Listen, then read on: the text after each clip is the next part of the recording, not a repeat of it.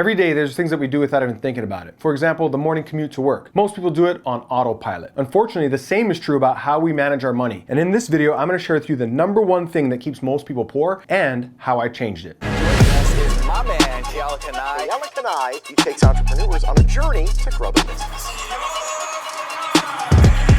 Hands down, the number one habit that keeps most people poor is paying themselves last. Most of us tend to think, well, I'll just save whatever money is left at the end of the month. So money comes into the bank account, there's bills, expenses, food on the table, gas in the car, some discretionary spending, and before we know it, there's more month at the end of our money than money at the end of our month. Then what most people do is trick themselves into thinking, well, if I just increase my income, then I'll begin to save. But maybe they get that raise or they get that promotion, and eventually though they find that all of their expenses have increased to match that change in their income. Think about this for a moment.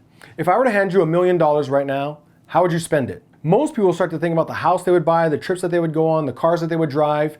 And if you immediately begin thinking about how you would spend more money if it were to come into your life, well then therein lies the issue. That's a consumer's mentality, and consumers will consume whatever the producers in life produce. If you want to build wealth, it's about thinking and behaving like a producer, even if all that means is producing a healthy saving and investing account for the long-term well-being of the family. This is also an example of Parkinson's law. That's the old adage that work will expand to meet however much time is allotted for it. If we give ourselves a week to accomplish a task, well, we typically find ourselves finishing that task right there at the end of the week. The same can be true about our income, in that our expenses will expand to meet any changes to our income. This is why the wealthy do things different. They don't pay themselves last, they pay themselves first. Rather than taking their paycheck and making everybody else rich, they manage their paycheck to ensure that they become rich. So here's exactly what I did, and I learned this from one of my early mentors in order to execute on this concept. First thing I did is opened up a savings account, and the only way that I could access funds in that account was to actually go down to the bank and personally withdraw the funds. I wanted to make it as hard as possible for me to get access to those funds. Then I took my regular checking account and I set up an automatic deposit from the checking account into the savings account every 2 weeks. And that automatic deposit was for 10% of my average paycheck. So as an example, let's say that we earn $2,000 every 2 weeks. Well then, we would set up an automated payment that would go from the checking account into the savings account of 10% of that $2,000, which would be $200. Now there's a couple of reasons for this. One is we want it to be automated, so we don't have to think about it. If we have to think about it, then we're likely to come up with excuses not to do it. If we were already good at saving, then we wouldn't be in this situation in the first place. The other part of this is that it's 10% of our income because, without going too far down the rabbit hole, human beings on average can only withstand about a 10% fluctuation in their environment before they become emotionally involved. That's important because if emotions are up, then intelligence is down. Like Warren Buffett said, if you can't manage your emotions, you can't manage money. So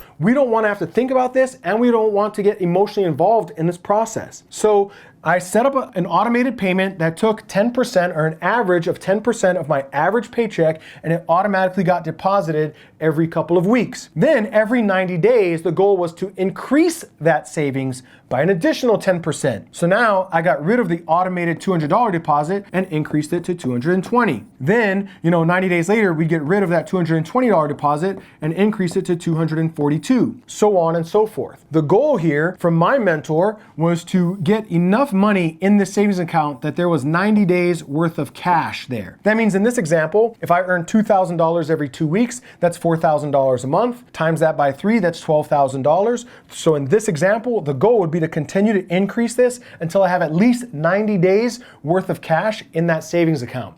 The reason for this is the mental benefits and the behavioral benefits, because now we're less stressed about money. We're not freaking out because we got a flat tire or the refrigerator went out, because we have that financial cushion here. So we're going to behave much more responsibly, and we're going to be less, emotionally fluctuating as a result of things that change around us financially. So it's not so much about building the cash savings as much as it is about the character and mind that we develop over time as a result of doing this. Then once we have 90 days worth of cash here, of course, we could begin to potentially invest in typically low risk, low yield investments at first until we build a steady stack of cash there. Of course, that could all be content for another video. The point here is simple. When I started here with saving 10% of my average paycheck, it was painful at the time. but I've steadily increased that. Today, I save over 50% of my income. Now, to be fair, my income has increased tremendously because I've launched a very successful business. However, I still would not be able to do that today if I didn't build this habit back when it was difficult. Most people would rather experience short-term gain versus long-term pain. They'd rather go buy that designer bag today or upgrade their vehicle today. But success comes from enduring short-term pain for long-term gain. So yes, this may have been painful at first. However, again, if I didn't learn how to do this then, I wouldn't be able to do it now. So listen, I hope you got value out of this video, my friend, as well as a simple little thing that you can do to get on the road to financial wealth. And if you like this content, then make sure you watch the next video that's gonna come up in the lineup at the end of this one, because in it, I'm gonna share with you several more bad money habits that are stealing your wealth and how to change them. Of course, if you're somebody who is serious about success, then make sure you subscribe and hit that little bell notification so you get notified every week when I drop more content like this. And in case we've never met before, my name is Keala Kanae. I'm an entrepreneur who got started a few short years ago while working in a coffee shop for minimum wage, and I've gone on now to build multiple 7- and 8-figure businesses. I say that so that you know that everything I share on my channel comes from the real world knowledge of things that I've learned and applied in order to create those results, which I share with you here in hopes that they help you create similar results as well. So make sure you subscribe, hit that little bell notification, and watch that next video in the lineup. I'll see you there.